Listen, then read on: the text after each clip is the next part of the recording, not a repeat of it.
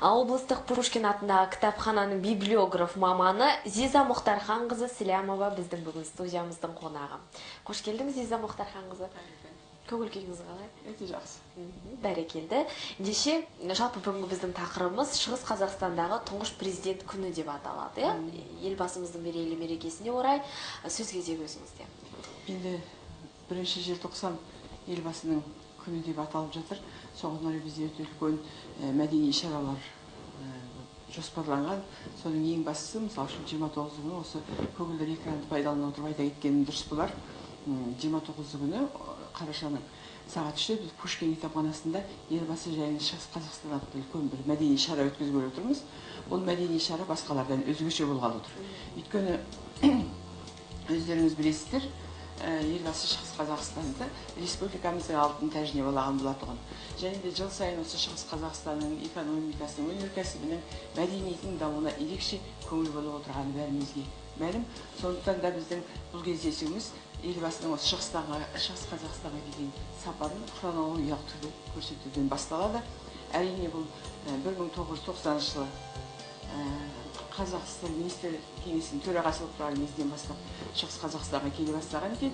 Ол 90 жылы Шығыс Қазақстанға деген сапарын Социалистік Қазақстан газеті, Дидар газеттері өте жақсы мақалалармен толықтырылған.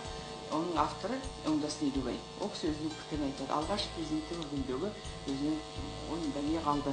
Несімен президент оған әсер етті? Қандай мінезі ұнады оның? Сол сияқты топтама мақалаларына шолу жасап, Оңдас Елубай сөйлейді.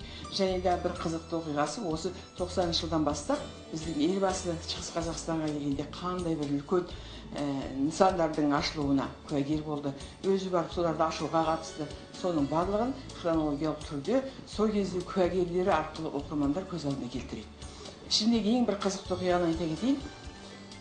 91 жылы инаугурацияның алдында президент, ол кезде Қазақ ССР-ның президенті Нұрсұлтан Назарбаев республика бойынша сапар шегіп, халықтың әл-ауқаты мен жағдайымен танысады. Сондай сапарының бірін біздің Шығыс Қазақстанда Абай ауданына бастаған екен. Абай ауданына келіп, халықпен кездесу, Қарауыл ауылында көп ақсақалдар бәрі қарсы алып, шәкір әбеніп, арнауын айтып, сондай бір тамаша кездесу болып жатқанда, бір топ кішкентай балалар елбасының гүл шоғын тапсырып, елбасына қарата жүгіріп барған екен. Сол кезде бір кішкентай баланы елбасы қолына көтеріп суретке түсіпті. Сол сурет күні бүгін сақталды екен, біз ол баланы кім екенін іздеп таптық. Және оқырмандарға да қызықты болар деп ойлаймын. Сол баланың әкесі бүгінгі қоғам қайраткері, Абай ауданының құрметті азаматы Әсет Медеуханұлы өзінің сол кездегі ой пікірімен, алған әсеріменен және қалай оның баласы Серік президенттің қолында тұрды. Сол туралы естелігімен бөліседі. Және дағы ең бір қызықтысы, ол бала бүгінде 20, ол кезде 3-те болыпты, қазір міне 27 жыл өтті, 30-дағы жігіт ағасы болып қалды. Қарауылда қызмет істейді екен. Тоғыш баласының атын Нұрсұлтан қойыпты. Сол туралы бір қызықты естеліктерді тыңдайды. Және дағы бүкіл біздің халқымыз елбасының сондай шешендік өнерді керемет меңгергенін жақсы біледі. Ол кісінің енді риторикасы, ораторлық керемет қой. Соған байланысты біздің Шығыс Қазақстан мемлекеттік университеттің профессоры Люция Ларевна шығарған кітабы «Говорит по как называет» деген. Сол кітаптың да куәсі ол кісі айтып өтеді. Қалай жазылғаны, жалпы ол кісі өзі бірнеше рет кездескен екен. Нұрсұлтан Әбішұлымен өзінің пікірімен бөліседі. Сондай бір қызықты кездесулердің ішінде біздің Сухоруковамыз бар, кезінде қаланың әкімі болған. Одан кейін халықаралық қазақ тілі қоғамының төрағасы Орал Шәріпбаевтың жалпы Қазақстан аумағындағы тұңғыш білім саласын өзгерту туралы алғашқы пікір қозғаған біздің Ережеп Әлқайыр ағамыздың естелігі. Сол сияқты тамаша естеліктердің куәсі болғысы келгендер болса, 29 күні сағат түскі 3-те біздің Пушкин атындағы кітапханаға келуге болады. Ол кездесу үлкен кітап көрмесімен және елбасы Шығыс Қазақстанда деген үлкен фотосуреттер көрмесімен танысалап, өте ауқымды, қызықты материалдар бар. Және де осы елбасының жолдауын іске асыру барысында біз Нұр Отан партиясы мен жас отан жастар қанатымен үлкен әріптестік қызметтер жасап жатырмыз. Оның куәсі өздеріңіз білесіздер, бұл жазда ашылған коворкинг орталық, яғни жастар орталығы деп аталады. Онда әрбір жас адам кез келген біздің оқырман кітапханаға келіп, таңертеңгі 9-да кешкі сағат 8-ге шейін өзінің білімін кеңейтуге, одан басқа да салаларда әртүрлі бізде үйірмелер бар, кружоктар бар деген сияқты, соларға қатысып өзінің білім тану көкжиегін кеңейтуге өте жақсы мүмкіндік жасалған. Енді елбасының басқа да қасиеттер туралы ірі-ұсақты бізде көптеген шаралар бар. Дегенмен де соның ішінде ең ауқымдысы осы елбасы Шығыс Қазақстанда деген кереметтей кездесу болғалы тұр. Енді өзіміз де үлкен жұмыстар атқардық деп ойлаймын. Осы кісілердің бәрін іздеп тауып, 90 жылдан бері газеттің тігінділерін ақтара отырып үлкен жұмыстар жасап, елбасының Шығыс Қазақстанға келгендегі сапарының хронологиясын жасап қойдық. Енді өздеріңіз білесіздер, елбасы өткен жылы, 1,5 жыл бұрын осылар рухани жаңғыру болашаққа бағдар деген үлкен өзінің жолдауын жіберді. Жалпы бәр жолдаудың әрқайсының өзінің орны бар. Дегенмен де осы соңғы жолдаудың қазақ үшін маңызы өте зор деп ойлаймын. Өйткені біз 70 жыл ішінде өзіміздің талай дүниемізді ұмытып кеттік, салт дәстүріміз ұмыт болды, қасиетті ережелерімізді ұмыттық, басқа жаққа табынуды бастадық. Европа десе тұра жүгіретін болдық деген сияқты. Ал бізде сол Европаның қай-қайсынан кем емес, кереметтей қасиетті орындар, киелі мекендер толып жатқандығын елбасы ойымызға салды. Сондықтан да біздің кітапханада осы рухани жаңғыру бағдарламасы бойынша күнделікті ауқымды жұмыстар жүргізіліп жатыр. Дегенмен де өлкетану жұмысына ерекше назар аударылуда. Кітапхананың сайтында киелі жерлер деген бөлім ашылды.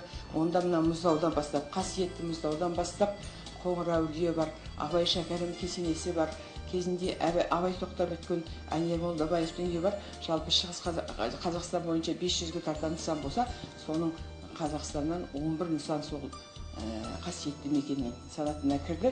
Солар туралы біз материалдар жинақтап, оқырманға жеңіл болсын деген оймен кітапхана сайтына орналастырып қойдық. Кез келген адам Мұздаудің қасиеті мен оның жалпы биіктігі қандай, ені қандай, ол қалай орналасқан, жалпы Мұздауды көбінесе ресейліктер белорусқа деп өздеріне тартады. Біз Мұздау деп атаймыз, бірақ соны өзімізге дұрыс тарта алмай жүрміз. Алтай түркі әлемінің алтын бесігі деген жыл сайын үлкен ғылыми конференция өтеді. Сонда менің ойымда қалыпты, Ғарифолла есім академик. Сол кісі айтады, Алтай тауын 4 мемлекет мекендейді. Орыстар, моңғолдар, қытайлар, қазақтар. Солардың барлықтары дейді, Алтай деген атауды иемденіп отыр дейді. Біздің Қазақстанда, Шығыс Қазақстанда жер жоқ. Бір Алтай деген ресторанларың бар еді, ода Сергей болып кетіпті деп күлдіріп еді. Соған енді сол пікір үнемі ойымда жүретін. Биылғы жылы Құдайға тәуба, Зырян ауданы, Алтай ауданы болып белгіленді. Енді Алтайдың төрінде тұрған аудан ғой. Сол сияқты ірі-ұсақты үлкен жұмыстар бізде жүргізіліп жатыр. Одан кейін Қазақстанның тағы да әдеби орындар Шығыс Қазақстанның деген бөлім аштық.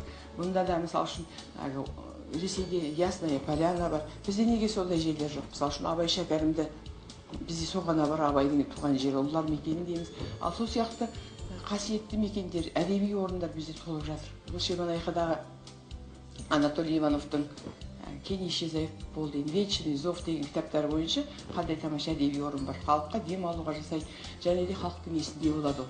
Сол сияқты тамаша орындар бізде бар екенін айта кеткім келеді. Ол мысалы үшін Жүсіпбек Аймауытов Баянауылдың тумасы болса дағы біздің Шығыс Қазақстанды аралай жүріп, алаш қайраткер ретінде күршім марқа өлеңін зерттеген екен. Сол кезде Ақбілек романы дүниеге келіпті.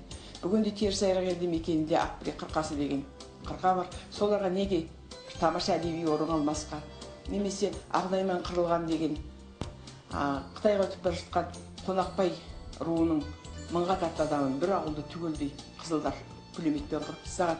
Сол жерге осыдан 2-3 жыл бұрын марқалық азаматтар үлкен ескерткіш орнатты. Міне әдеби орын деген сол. Асқар Алтайдың тамаша новеллалары бойынша Күршім ауданында суреттеп жазған табиғатын сол жерге орналастыруға болады деген сияқты. Бізде мысалы Қорғансыздың күні бар, Ғазизаның өмірі Мұхтар Әуезовтың. Сол секілді тамаша бір әдеби орындар біздің Шығыс Қазақстанда да бар. Енді оның үстіне осы рухани жаңғыруға байланысты елбасы осы жуықта ғана мақала жариялады. Бұл мақаласын мен өз басым оқып отырып ойлаймын, осы рухани жаңғыруды бекіте түсетін соның заңды жалғасы ма деп. кезінде біз өзіміздің тарихты оқыған жоқпыз. Біз мысалы үшін өткен ғасырдың мектеп оқушылары біз Қазақстан тарихын бір хрестоматия арқылы жұқа кітаппен оқитұғымыз. Бұл туралы Қадыр Мырзалиев жазды ғой. Біздің тарих бұлдағы қалың тарих, оқулығы жұп-жұқа бірақтағы деп. Сол айтқандай біз ол оқулықты мұғалім сұрамайды, үйге береді, оқып келесің. Оқисың ба оқымайсың ешкімге қажеті жоқ. Оның есесінде біз орыстың, Прибалтиканың, Грузияның тарихын жақсы оқыдық. Емельян Пугачев, Иван Болотников деген сияқтылардың көтерілістерін өте жақсы меңгердік. Ол бір жағынан жақсы да шығар, таным көкжиегіміз кеңейді. Ал шын мәнінде біз өзіміздің тарихты білмедік. Қабанбай мен Бөгенбайды біз елдің аузынан еститұғымыз. Ол оқулықта болған жоқ. Міне осы сияқты дүниелерді жаңғыртуға мына соңғы келген мақаланың маңызы өте зор деп ойлаймын. Кезінде жалпы мына өркениеттің дамуына әсіресе Европа елдерінің үлесі зор деп айтып жатады. Солай деп дәлелденген де, ал біздің қазақтың да қосқан үлесі аз емес екен.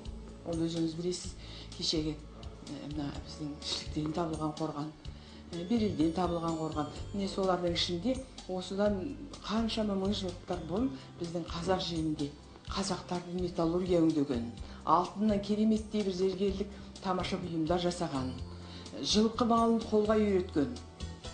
Енді жылқы мал деген сол кезде самолет жоқ, не жоқ. Сол кездің ең алтын өркениетті көрі ғой. Сол жабайы жылқыларды қолға үйреткен осы қазақтар екендігін еске түсіреді Нұрсұлтан Әбішұлы. Және де осындай кереметтей дүниелерді қазақтың өркениетке қосқан үлесін айта отырып есімізге салады дегендер осыған ие болыңдар. Бұл қазақтың өркениеті, қазақтың түгі жоқ, тарихы да жоқ, түгі де жоқ дегенге керісінше өте бір қозғау салған.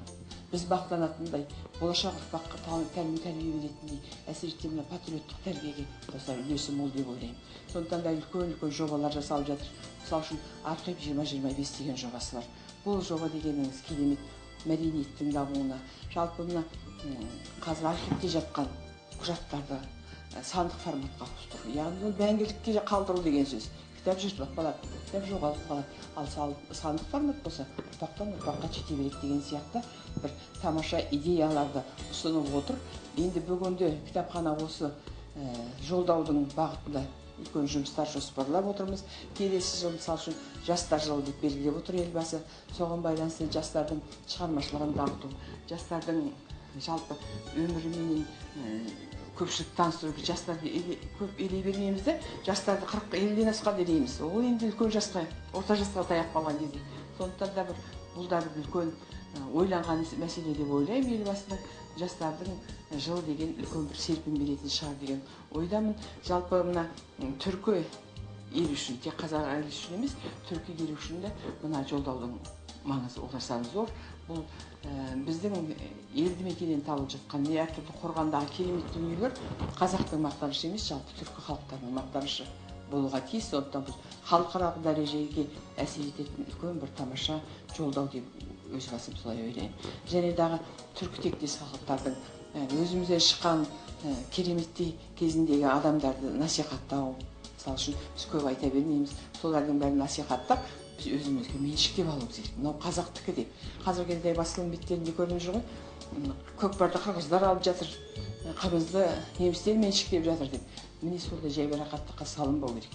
Соның бәрін біз өз меншігімізді алып, біздерде мынандай бар деп ауыз толтыратын дүниелер көп қой. Соларға біз ие болуымыз керек деген өте ой қозғайды. Бұл кісінің осы соңғы жолдауы. Сондықтан өте ауқымды жұмыстар жоспарлау біздің ойымызда. Жалпы кітапхананың сайтына кірген кісі соңғы 2 жылда көптеген жаңалықтар бар екен, жаңа айтып отырмын.